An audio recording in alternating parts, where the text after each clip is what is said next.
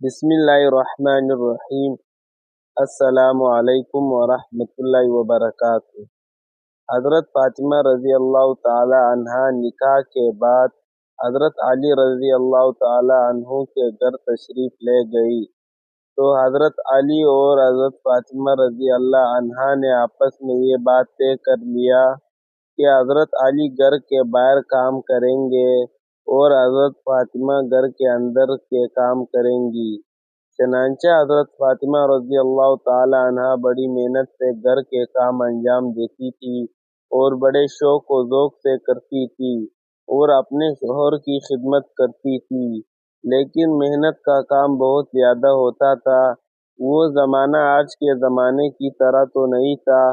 آج کل تو بجلی کا سوئچ آن کر دیا اور کھانا تیار ہو گیا، بلکہ کھانا تیار کرنے کے لیے چکی کے ذریعے آٹا پیستے، تندور کے لیے لکڑیاں کاٹ کر لاتے اور تندور میں آگ لگاتے اور پھر روٹی پکاتے۔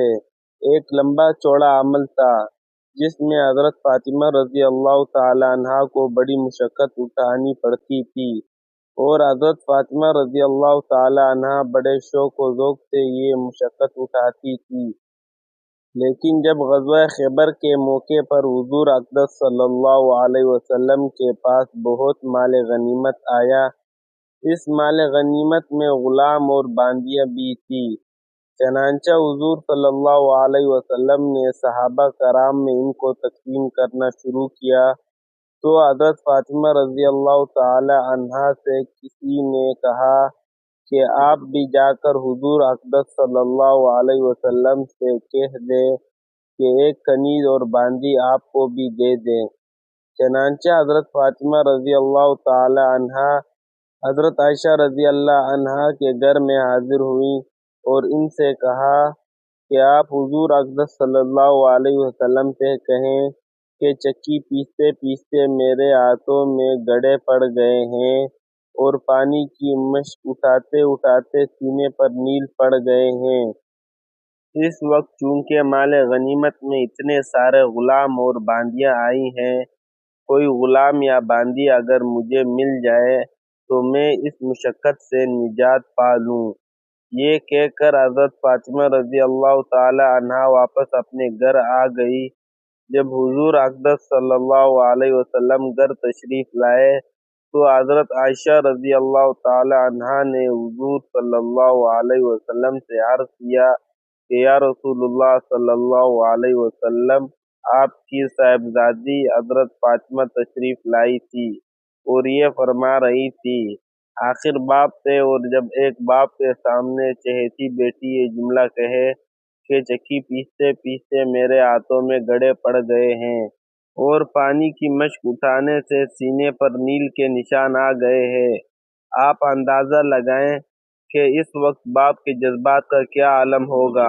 لیکن حضور اقدس صلی اللہ علیہ وسلم نے ان کو اپنے گھر بلایا اور فرمایا، فاطمہ، تم نے مجھ سے باندی یا غلام کی درخواست کی ہے، لیکن جب تک سارے اہل مدینہ کو غلام اور باندی میسر نہ آ جائے، اس وقت تک میں محمد کی بیٹی کو غلام اور باندی دینا پسند نہیں کرتا۔ البتہ میں تمہیں ایک ایسا نسخہ بتاتا ہوں جو تمہارے لیے غلام اور باندی سے بہتر ہوگا۔ وہ نسخہ یہ ہے کہ جب تم رات کے وقت بستر پر لیٹنے لگو تو 33 مرتبہ سبحان اللہ، 33 مرتبہ الحمدللہ اور 34 مرتبہ اللہ اکبر پڑھ لیا کرو۔ یہ تمہارے لیے غلام اور باندی سے زیادہ بہتر ہوگا۔ بیٹی بھی سرکار دو عالم صلی اللہ علیہ وسلم کی بیٹی تھی۔ پلٹ کر کچھ نہیں کہا، بلکہ جو کچھ حضور صلی اللہ علیہ وسلم نے فرمایا اسی پر مطمئن ہو گئی اور واپس تشریف لے گئی۔ اسی وجہ سے اس تسبیح کو تسبیح فاطمی کہا جاتا ہے۔ حضور اقدس صلی اللہ علیہ وسلم نے اپنی بیٹی کو خواتین کے لیے ایک مثال بنا دیا کہ بیوی ایسی ہو، قانونی اعتبار سے خواہ کچھ بھی حق ہو، لیکن سنت یہ ہے کہ وہ اپنے شوہر کے گھر کی نگہبان ہے اور اس نگہبان ہونے کی وجہ سے وہ اس کے کاموں کو اپنا کام سمجھ کر انجام دے رہی ہے، اور وہ عورت صرف گھر کی نگہبان نہیں ہے بلکہ اس کی اولاد کی بھی نگہبان ہے۔